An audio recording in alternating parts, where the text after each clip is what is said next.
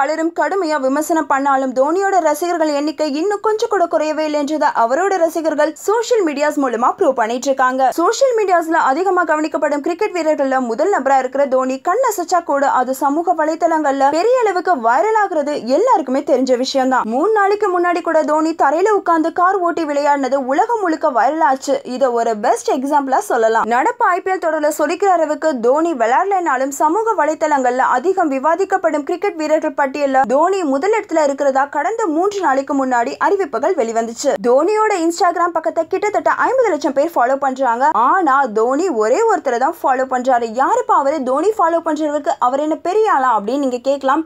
கண்டிப்பா அவரும் பெரிய ஆளு தான்.